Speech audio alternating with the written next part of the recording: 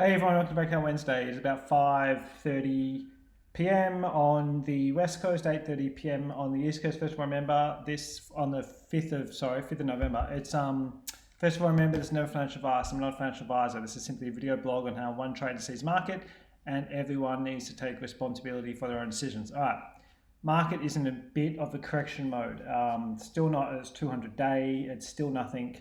It's nothing too scary, and this is what markets do, right? Talked about it a million times. It goes up, goes down, up, go down, up, down, down. It's just kind of like the sun going up and down. And so, but it's just a contrast to like 2 weeks ago on Breakout Wednesday when everyone was euphoric, and it was everyone having great runs, right? And you had those rare earth metal stocks and stuff, and you had the LYCs going nuts, and you had the stuff like the USAR trade, which I was kicking myself for getting out too early, and now it's like crashed back down to well below where I bought it, right? So it's like, what's the moral of the story? What can we all learn from this euphoric rally and then retracement? I mean, there's a lot of things to learn, but for me, it's don't be scared to sell into massive strength. When you've got euphoric shit going on and everyone. It's just so weird. Money was easy there for a while, wasn't it? And everyone was kind of posting about wins and getting super bullish, and obviously that's always the tops, right? And so, but that doesn't mean it's a long-term top, because it might not be. Let's look what's happening on the big caps. Like BH has just fallen to about its 50-day line, and it's actually probably at its about its 50-day line. So it's like just having a nicely healthy little pullback. It's been obviously rotation back to some of the banks, with resources getting weak, tends to happen. CBA's finally broken out of that big channel and pushing up. Let's have a look. Haven't looked at Westpac in a while, but made a new high today. So there's still money flowing. It's just this sector rotation goes on during corrections, right? Like you got big money getting quickly pulled, the rug pulled out of resources and then slam back into the big banks, and then it will rotate back at some stage. Gold's holding pretty strong. I just like looking at this gold ETF just because I want to own more of it. It's holding here, isn't it? Like, just please come down, and that would be sweet. But anyway, let's quickly look at some trades. MAD took half off up here, as I chatted about, and bailed the rest down here. It was actually a tiny bit below break even, so small loss on the second half. And this is the game. It's just bang and bang up and then down. And if you don't sell something to strength, how often does this happen and just wipe out all your profits? I've been in that position, guys, like hundreds of times, and I've had decent sized positions and stuff like this where I'm here and I'm like, dancing and happy and looking at the profit. Next thing bang, it's all gone, right? And I've talked about this 2 weeks ago in, I think, what was probably one of the most important Breakout Wednesdays I've ever done. But it's just, you got to figure out what sort of trader you are. Are you a scalper? Are you more of like this, riding this initial breakout, or are you always holding on, trying to ride massive trends? Because they're so damn different. And I just know I do feel pretty adamant that I have, and a lot of people, pro trader members, are just as good, if not better, at finding breakouts. And I feel like I have a lot of edge in this first week after a breakout. Okay, but after that first week, that edge deteriorates, okay, on a scale, okay, it becomes more random, doesn't it? But in that short term, especially when you got that momentum breaking out a really tight range, playing these initial 3, 4, 5 days in a market like that's not trending bullishly, relentlessly upwards, can be a massive edge. Anyway, I'm rambling again, but go back and listen 2 weeks ago. TEA, like, this is super interesting. I'm actually haven't sold a share of this yet, which I wanted to, but it just keeps wicking.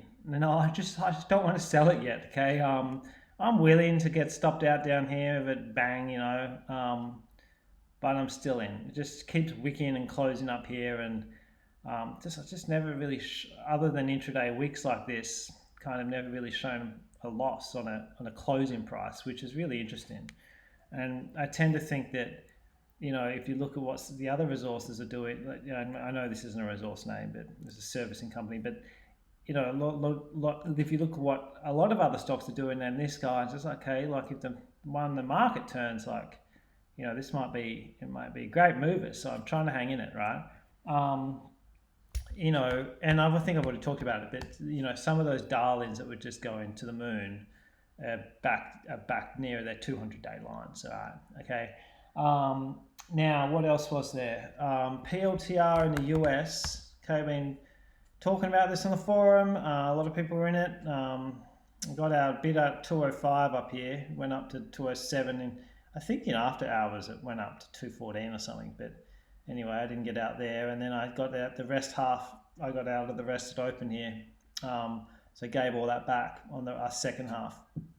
Earnings is hard, and this could have gapped up 10%. It could have gapped down here, so no harm done on that one. Kind of lucky, but that's the way it goes.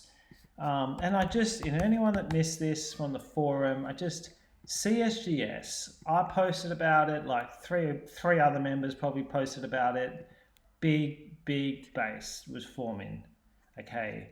And then I missed it because I was concentrating on PLTR and I didn't want to take too much heat at once.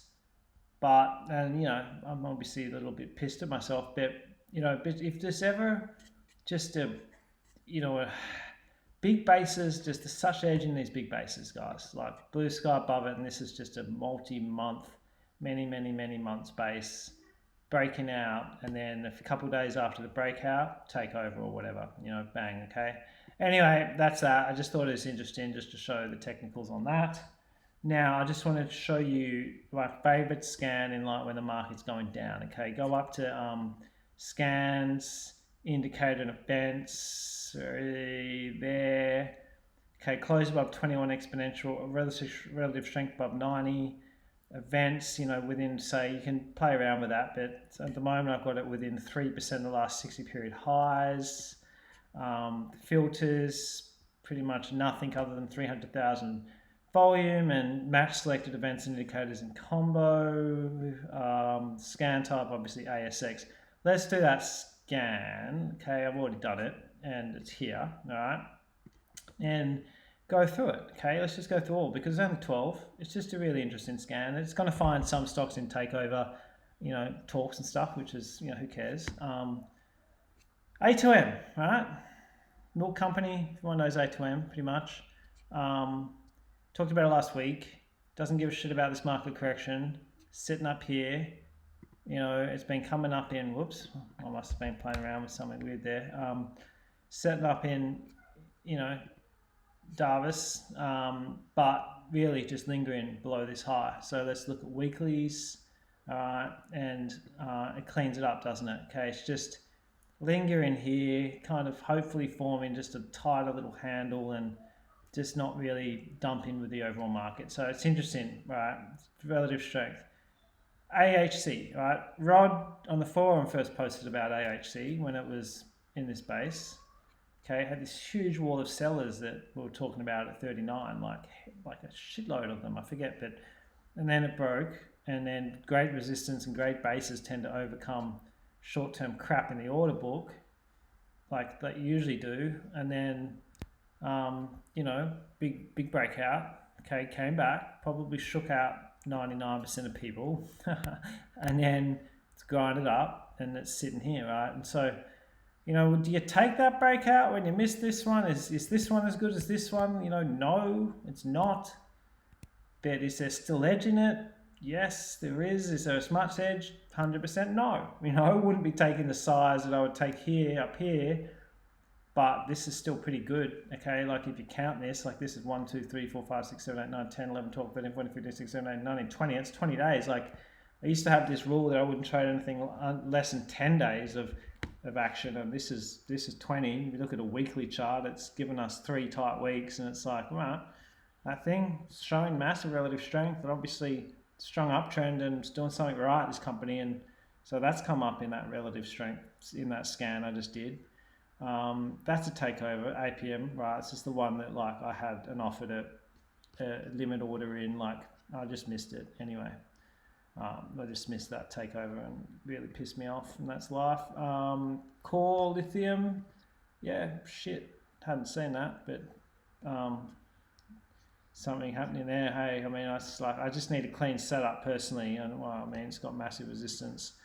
Yeah, anyway, it's interesting, isn't it? Okay, it's probably not good enough setup for me the second, but it's interesting. Yeah, GMP, construction engineering, same sector as TA, hey. Strong right now. So this market, once there's like many little corrections over, you know, maybe these guys, you know, this is, I repeat myself so much, and I know it probably bores people, but it's just the work you do now, guys. Like it can just, like, if your accounts come off a little bit the last 2 weeks because of this correction, and you're like, oh shit, you know, I've lost whatever, maybe you've lost 1 grand or 20 grand or 100 grand or more, you know, it doesn't matter, it's all relative, you know, from that watermark peak 2 weeks ago that your account was probably at new all-time highs, right? Then you just gotta keep concentrating on the fact that if you find the leaders and the stocks setting up, and during the little kind of corrections, then your account can grow so quickly if you jump on them quickly when the market settles and they start breaking out. Okay, they're the first stocks to break out. Like I just can't remember any time in the last 20 whatever years like trading that the first stocks to break out haven't been the money makers of that next rally. Jupiter Mines, sure, you know, this is just a great scan. I'm not really here to find setups this second. This is just a scan I love to do, to look for relative strength names setting up despite the market going down. I'm just looking for stuff that doesn't care. All right, another Goldie. All right, interesting stuff. Hey, that's a takeover, so ignore that. And then Wagner's. Yeah, Craig on the forum's been talking about Wagner's for months. Hey. Family company that obviously has their shit together, but also in that construction kind of space. And then that's the main scan, to be honest. And then I will do just plain old Darvises and just look for stuff based in a way that hasn't fallen out the bottom of its box. You know, I'll probably take that 200 down to say 30. Just look for more shorter term boxes, and I'll do that scan. I'm not going to do it, but you can do it in your own time. But that is it. I just keep working. It's just like I've been quiet on the forum because I've had some kid stuff going on, and it's just I'm just battling for time. But I haven't missed my screens. I haven't missed my scans. I haven't missed doing my work and my homework every day. And you know, I'm going to be finding the nicest setups. I'm going to keep looking every day, and it's going to become clear. And then when the market settles and they start breaking out, you know, bet bottom dollar I'll be on them, right? And that's the job of a trader. Take care, mate.